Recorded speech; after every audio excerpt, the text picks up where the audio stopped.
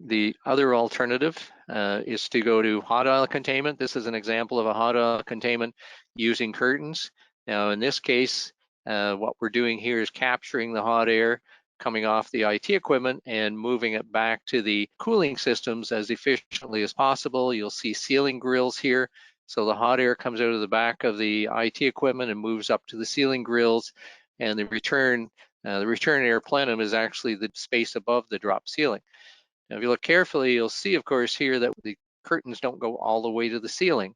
And the reason for that is because, again, fire detection issues, fire suppression issues. If you're don't want to modify the systems or can't modify the fire detection systems, then you have to keep a certain distance below the ceiling in order to allow those fire detection systems to work properly. So the pros on going with hot aisle containment, of course, is you're getting the hot air back to the crack units much more at a higher temperature, which makes them run more efficiently.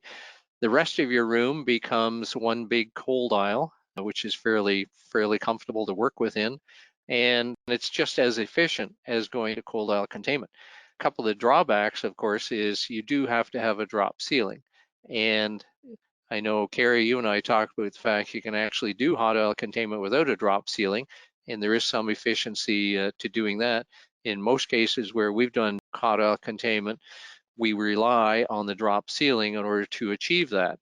The other drawback with hot aisle containment is, in some cases, that hot aisle can become quite hot, and it can raise an issue with regard to people that are in there having to do work and cabling on the back end of the servers and this type of thing. So it's something to be concerned about or take into consideration when you're looking at doing hot aisle containment.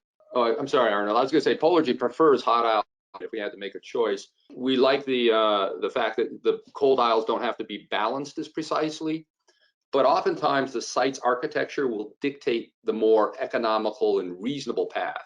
So if you've got a drop ceiling, but you don't have, let's say there's lots of obstructions in it and one cannot use it as a return air path, well then, maybe cold aisle containment with a roof is an easier way because you have to do sort of in-room, or unducted returns, right?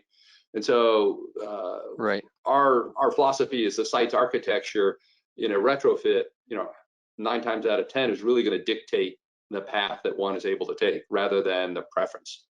Yeah, you raise a good point that effectively typically it's the room that dictates the type of containment that you're going with. I mean, you may look at it and think, well, I want to do cold aisle containment in here, but when we go in and start doing our audit in the room, may find very quickly that cold aisle containment just is not going to work in that site for a variety of reasons. So that's a very key point. The room is typically what dictates the type of containment that you can do in that space.